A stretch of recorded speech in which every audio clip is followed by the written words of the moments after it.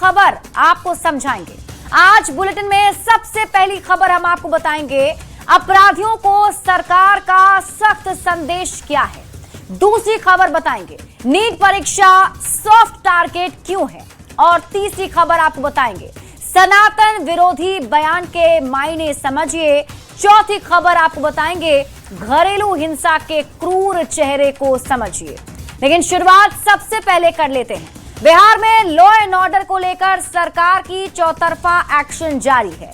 एक तरफ सम्राट चौधरी ने अपराधियों को खुली चेतावनी दे दी है, तो दूसरी तरफ डीजीपी समाज में कानून का भरोसा कायम रखने के लिए खाकी यानी कि कानून के रखवालों को भी नसीहत दे रहे हैं। ये रिपोर्ट देखिए, फिर खबर तो समझिए। ये पुलिस को हाथ खोल दिया, सुशासन न्याय के साथ विकास कर रहा। डूब के मर जाना चाहिए इस तरह के पुलिस पदाधिकारी को डूइंग दिस। बिहार में लॉ एंड ऑर्डर को लेकर सरकार अब किसी को बख्शने के मूड में नहीं है।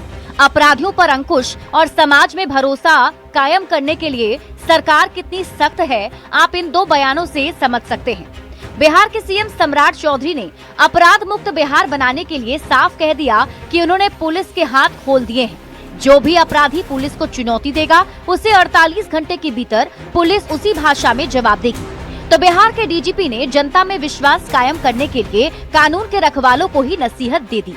डीजीपी ने मोतिहारी की महिला थानेदार के रौब और भ्रष्टाचार का जिक्र करते हुए महिला पुलिसकर्मियों को सख्त संदेश दे दिया। डीजीपी ने ऐसे पुलिसकर्मियों के लिए डूब मरने तक की बात कह दी।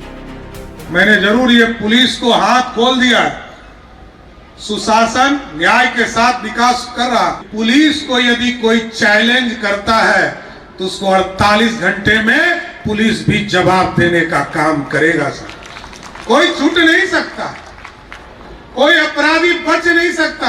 हमारे महिला पुलिस पदाधिकारी जिस तरीके से बात कर रहे हैं लोगों से, वो बड़ा ही एरोगेंस और बड़ा ही ऐसा लग रहा है कि बहुत बड़ा सशक्त आप हो गए हैं, आपको वर्दी मिल गया है, पिस्तौल मिल गया है, तो you can talk to a citizen in a very rude manner. ऐसा नहीं है। इस तरह का वर्दी पहन करके इस तरह का if you are doing this, इससे बढ़िया है कि आप सर्विस छोड़ दीजिए, वर्दी को रख दीजिए, घर चले जाइए, घर में खाना बनाइए। Policing is not for this कि आप विक्टिम को रिविक्टिमाइज करिए और झोपड़ी वाले से पैसा मांगिए तरह तरह के नाम पर और गाड़ी में चढ़िए। डूब के मर जाना चाहिए इस तरह के पुलिस पदाधिकारी को डूइंग दिस। सीएम सम्राट की अपराधियों को सख्त लहजे में चेतावनी और बिहार के डीजीपी का कानून के रखवालों को नसीहत। इन दोनों बयानों से साफ हो गया है कि सम्राट सरकार न अपराधियों को छोड़ने के मूड में है, न ही ऐसे पुलिसकर्मियों को जो वर्दी और पिस्टल का रौब दिखाकर महिलाओं के उत्पीड़न और वसूली में लगे हैं। सरकार ने साफ कर दिया है कि पुलिस का काम लोगों की सुरक्षा और इंसाफ दिलाना है, न कि डर पैदा करना। एक तरफ सम्राट सरकार ने अपराधियों के खिलाफ पुलिस को फ्री हैंड कर दिया है, तो दूसरी तरफ कानून के रखवालों पर भी कमान कसने में लगी है। न्यूज़ 18 के लिए पटना से शैलेंद्र के साथ आनंद अमृतराज की रिपोर्ट। तो अब देखिए, अपराधियों की बिहार में खैर नहीं, क्योंकि मुख्यमंत्री सम्राट चौधरी ने खुली चेतावनी दे दी है और अब लॉ एंड ऑर्डर पर काम किया जा रहा है। तो पूरी खबर हम आपको समझाते हैं। लॉ एंड ऑर्डर पर जीरो टॉलरेंस की इस नीति को आप समझिए। देखिए, बिहार में कानून व्यवस्था को लेकर सरकार का चौतरफा एक्शन जारी है।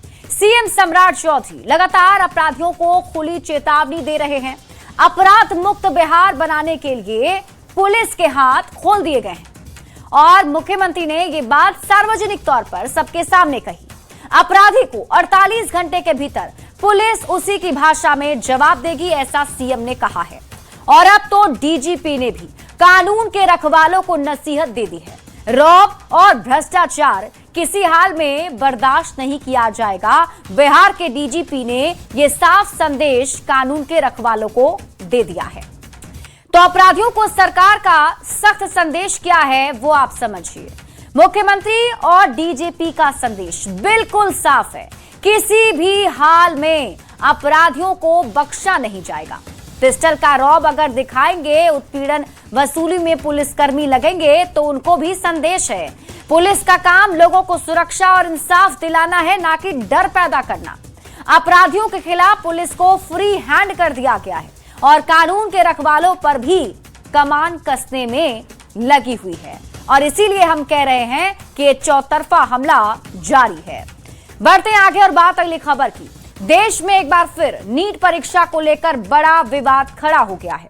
पेपर लीक के आरोपों के बाद नेशनल टेस्टिंग एजेंसी यानी एनटीए ने 3 मई को देश भर के सेंटर पर आयोजित परीक्षा को रद्द कर दिया। अब इस फैसले के बाद से ही छात्रों में आक्रोश है। कई जगह छात्र सड़कों पर प्रदर्शन करते दिखे हैं। सबसे पहले आप ये रिपोर्ट देखें, फिर पूरी कहानी आपको समझाएंगे।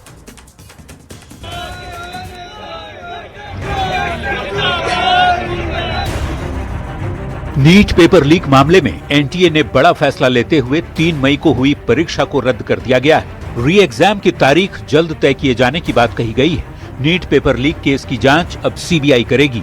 परीक्षा रद्द होने के बाद छात्रों में आक्रोश देखा जा रहा है। पटना के मेडिकल स्टूडेंट्स और नीट अभ्यर्थियों में नाराजगी बढ़ गई है। स्टूडेंट्स जो इस बार दिए थे उनके लिए बहुत बड़ा झटका है, क्योंकि वो लोग बहुत मेहनत किए होंगे।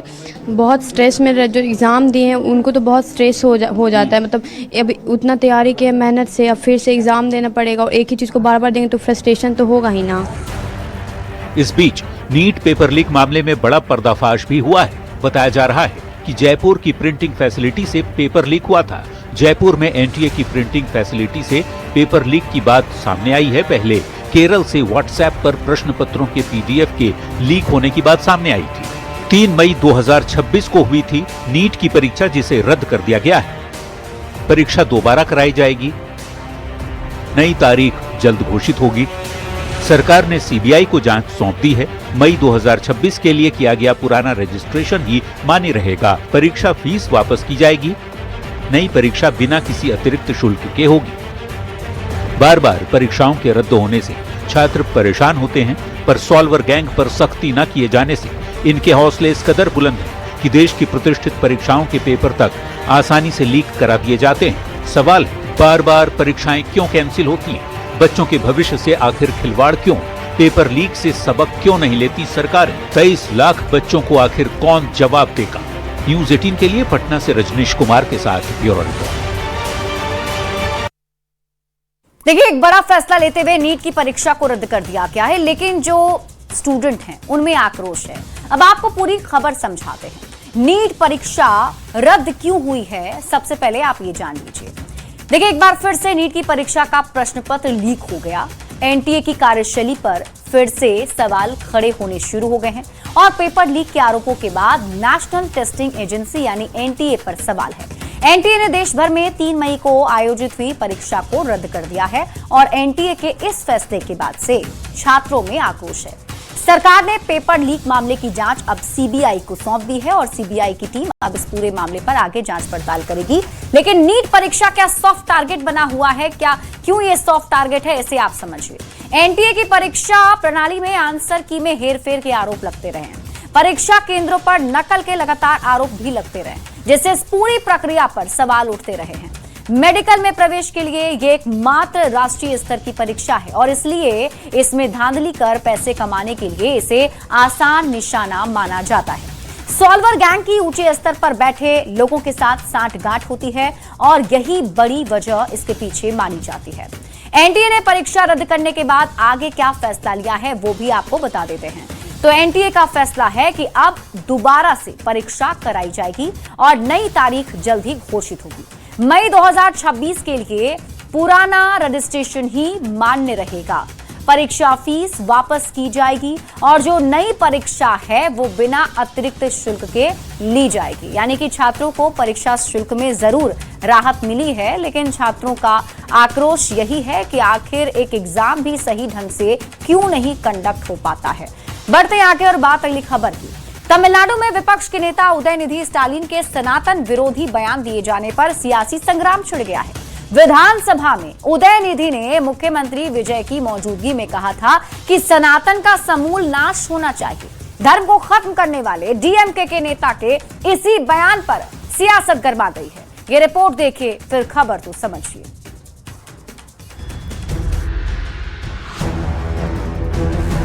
तमिलनाडु में नई सरकार के गठन के बाद सनातन धर्म को लेकर सियासत तेज हो गई है। विधानसभा में नेता प्रतिपक्ष उदयनिधि स्टालिन के एक बयान ने राजनीति को गरमा दिया है। दरअसल मंगलवार को तमिलनाडु विधानसभा में विपक्ष के नेता उदयनिधि स्टालिन ने मुख्यमंत्री विजय की मौजूदगी में कहा था कि सनातन का समूल नाश होना चाहिए। पहले वो बयान सुनिए। वणक्कम, वेल्ग तमिழ், வாழ்க தமிழ்நாடு, மக்களை பிரிக்கும் சனாதனம் நிச்சயம் ஒழிக்கப்பட வேண்டும்। நன்றி, वणक्कम। तमिलनाडु विधानसभा में नेता प्रतिपक्ष उदयनिधि स्टालिन ने सनातन धर्म को खत्म करने की बात कही, जिसके बाद नेताओं की जोरदार प्रतिक्रिया सामने आई। वोट बैंक की राजनीति में डूबे लोग बार बार हिंदू आस्था पर हमला कर अपनी मानसिकता उजागर कर रहे हैं। भाजपा स्पष्ट कहना चाहती है कि सनातन को मिटाने की सोच रखने वाले स्वयं राजनीतिक रूप से समाप्त हो जाएंगे। जिस तरह का बयान स्टालिन ने दिया है वो अत्यंत शर्मनाक है, निराशाजनक है, अति निंदनीय है। सूखे नशे को पूरी तरह से प्रतिबंधित कर देना चाहिए या फिर स्टालिन साहब को किसी अच्छे मानसिक डॉक्टर से दिखाना चाहिए। ठीक है, उनके परिजन नहीं दिखा पा रहे हैं, समाज है, हम आप हैं, सबकी जिम्मेदारी है भाई उनके अड़ोस पड़ोस के लोग किसी साइकियाट्रिस्ट से उन्हें दिखा लें या फिर ये देखें कि सूखे नशे का सेवन वो कितनी मात्रा में करते हैं। उनकी स्थिति गंभीर है, उनको तत्काल इलाज की जरूरत है। वैसे कोई पहली बार नहीं है जब उदयनिधि स्टालिन ने सनातन के खिलाफ विवादित बयान दिया है। इससे पहले 2023 में भी उन्होंने सनातन की तुलना डेंगू मलेरिया से की थी। சனாதன ஒழிப்பு மாநாடு என்றும் நீங்கள் இதை போட்டிருக்கிறீர்கள், இதை அழைத்திருக்கிறீர்கள், இந்த நிகழ்ச்சிக்கு பெயரிட்டீர்கள், அதற்கு என்னுடைய வாழ்த்துக்கள்। சிலவற்றை நாம் ஒழிக்கத்தான் வேண்டும், எதிர்க்க முடியாது। கொசு, டெங்கு காய்ச்சல், மலேரியா, கொரோனா இதையெல்லாம் நம்ம எதிர்க்க கூடாது, ஒழித்து கட்ட வேண்டும்। அப்படிதான் இந்த சனாதனம்। तमिलनाडु में चुनावी शोर थमते ही उदयनिधि स्टालिन के बयान ने सियासत को बेहद गर्मा दिया है। जाहिर तौर पर डीएम के नेता एक बार फिर बीजेपी और एनडीए नेताओं के निशाने पर आ गए। Bureau report, news 18। तो सनातन के खिलाफ उदयनिधि के इस बयान से सियासी भूचाल मचा हुआ है। हम आपको अब पूरी खबर समझाते हैं। सनातन के खिलाफ उदयनिधि के बयान के मायने को अब आप समझिए। देखिए, तमिलनाडु में विपक्ष के नेता उदयनिधि स्टालिन ने फिर से सनातन विरोधी बयान दिया है और इस बार विधानसभा में उदयनिधि ने कहा कि सनातन का समूल नाश होना चाहिए। मुख्यमंत्री विजय की मौजूदगी में उदयनिधि के दिए गए बयान पर सियासत गर्म है। धर्म को खत्म करने वाले डीएमके नेता के बयान पर सियासी संग्राम छिड़ गया है। सनातन विरोधी बयान के मायने आप समझिए। तमिलनाडु के नेता प्रतिपक्ष उदयनिधि ने सनातन धर्म को लोगों को बांटने वाला बताया, सनातन धर्म के समूल नाश की बात कही। उदयनिधि ने खुलेआम सदन में कहा, 2023 में भी उदयनिधि ने सनातन धर्म पर आपत्तिजनक बयान दिया था। सनातन धर्म की तुलना डेंगू और मलेरिया जैसी बीमारियों से कर दी थी। बीजेपी ने देश भर में तब भी उदयनिधि के खिलाफ प्रदर्शन किया था और अब एक बार फिर से उदयनिधि के बयान से सियासी माहौल गर्मा गया है। आने वाले समय में सत्ता पक्ष और विपक्ष के बीच टकराव तेज होने की संभावना जरूर नजर आ रही है।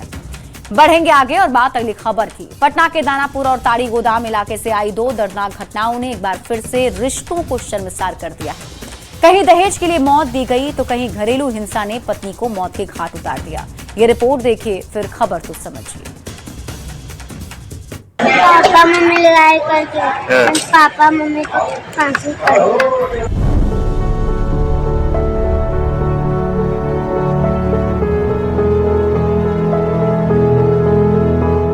एक बार फिर से औरत की जिंदगी सवाल बन गई है। दानापुर में दो जघन्य वारदातें, जहां प्यार का रिश्ता खून से सन गया।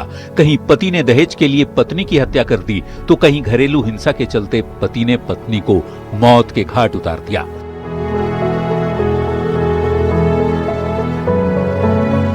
पहली कहानी न्यू प्रगति नगर की है, जहां एक लोको पायलट पति अपने ही घर की जूली यानी पत्नी को मौत के घाट उतार दिया। उस पर आरोप है कि दहेज के लालच में पति और देवर ने पहले जूली का गला घोंटा और फिर उसकी गरिमा को झाड़ियों में फेंक दिया।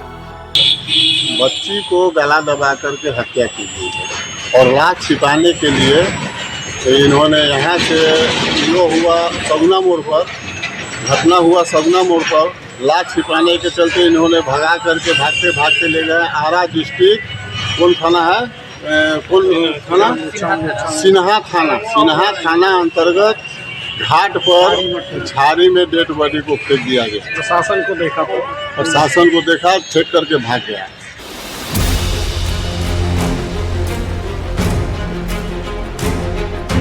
लानत है ऐसे पति पर, धिक्कार है ऐसे लोको पायलट पर जो एक निहत्थी औरत का गला दबाकर खुद को शूरवीर समझता है। और मनोरंजन सिंह, अगर दहेज की खातिर इतनी ही भूख थी तो भीख मांग लेते, अपनी पत्नी का गला क्यों घोटा? पत्नी की लाश को कचरे की तरह झाड़ियों में फेंकते वक्त क्या तेरा हाथ नहीं कांपा? क्या ये तेरी परवरिश थी कि जिस हाथ में पत्नी का हाथ थामना था, उन हाथों से उसका दम घोट दिया? एक महिला जिसकी उम्र करीबन 30 वर्ष, उसके पति एवं अन्य ससुराल वालों ने उसका गला दबाकर हत्या कर दी गई है और उसका जो शव है वो छुपा दिया है। अभी जूली का इंसाफ सड़क पर ही था कि ताड़ी गोदाम की गलियों से चंपा देवी की लाश निकली। यहाँ भी कहानी वही है, संदिग्ध मौत, मारपीट के निशान और पंखे से लटकता फंदा। परिजनों का आरोप है कि पति ने पहले मारपीट की, फिर फांसी लगा दी। पापा मम्मी लड़ाई करके पापा मम्मी को फांसी कर दी। क्या नाम हुआ? कल कितना बजे? 6 बजे। क्या नाम है तुम्हारा? पापा मम्मी लड़ाई करके पापा मम्मी को फांसी कर दी। इस मासूम के दर्द को समझिए, जिसने अभी अभी अपनी माँ, उसका लाड, उसका प्यार खोया है। और उस बुज़दिल पति को देखिए जिसने चंपा देवी को पहले जानवरों की तरह पीटा, फिर उसे फंदे पर लटका दिया। वाह, क्या खूब मर्दानगी दिखाई। बंद कमरों में अपनी ताकत का मुजाहिरा करने वाले ये पति भूल गए कि वे रक्षक नहीं, समाज के वो नासूर हैं जिन्हें सलाखों के पीछे तड़पना चाहिए। जो कि ताड़ी गोदाम अखाड़ा दानापुर थाना जिला पटना की रहने वाली है। उनके पति द्वारा उनका और अन्य ससुराल वालों द्वारा उनका गला दबाकर हत्या। ये पति कहलाने के लायक नहीं, ये वो आदमखोर हैं जो शादी के नाम पर शिकार ढूंढते हैं। जूली हो या चंपा, इन बेटियों ने क्या बिगाड़ा था तुम्हारा? बस यही कि उन्होंने तुम जैसे दरिंदों पर भरोसा किया। आज दानापुर की गलियां इन हत्यारों के खिलाफ थूक रही हैं। ऐसे में न्यूज़ 18 कुछ सुलगते सवाल पूछ रहा है। दहेज के दानवों पर कार्रवाई कब होगी? आरोपी फरार, पुलिस कब करेगी गिरफ्तार? कब तक बेटियां दहेज की बलि चढ़ती रहेंगी? पुलिस सो रही, बेटियां मर रही, तो जिम्मेदार कौन? दहेज के दानवों पर क्या लगाम लगेगी? क्योंकि अब वक्त आ गया है समाज इन दहेज के भेड़ियों को पहचान ले। इन्हें सिर्फ जेल नहीं बल्कि ऐसी सजा मिले कि दोबारा कोई पति अपनी पत्नी की तरफ आंख उठाकर देखने की जरूरत ना कर सके। न्यूज़ 18 के लिए दानापुर से अमरजीत शर्मा की रिपोर्ट। तो दहेज दानवों ने एक बार फिर से जान ले ली है और इस बार बिहार से 2 घटनाएं ऐसी सामने आई हैं जो हमने आपको पूरी रिपोर्ट दिखाई। अब हम आपको इसके पूरे पीछे की कहानी समझाते हैं और ये भी बताते हैं कि कोई पहला मामला नहीं है बल्कि कई महिलाएं हैं जो अभी भी घरेलू हिंसा की शिकार हो रही हैं। अब आप खबर समझिए, घरेलू हिंसा के क्रूर चेहरे को आप समझिए। दानापुर में 2 जघन्य वारदातें देखने को मिली। लोको पायलट पति ने दहेज के लिए पत्नी की हत्या कर दी। पहली जो घटना है उसमें लोको पायलट पति ने दहेज के लिए अपनी पत्नी की हत्या कर दी और पत्नी की लाश को किसी कचरे की तरह झाड़ियों में फेंक दिया। और आपको दूसरी वारदात ही बताते हैं। दूसरी वारदात में भी पति ने घरेलू हिंसा में पत्नी को मौत के घाट उतार दिया। पत्नी के साथ मारपीट किए जाने के बाद उसे पंखे से लटका दिया ताकि ये आत्महत्या का रूप दिखे। अब आपको बताते हैं घरेलू हिंसा के क्रूर चेहरे को आप समझिए। दानापुर की दोनों वारदातों से हर कोई हैरान है। ऐसे पति रक्षक नहीं, समाज के नासूर हैं। ऐसे हैवानों को सलाखों के पीछे होना चाहिए। कानून की नजर में ऐसे लोग अपराधी हैं, आम इंसान नहीं। और अब आप इसी से अंदाजा लगाइए कि हर रोज हर बार कैसे जो महिलाएं हैं वो घरेलू हिंसा की शिकार होती हैं। इसी के साथ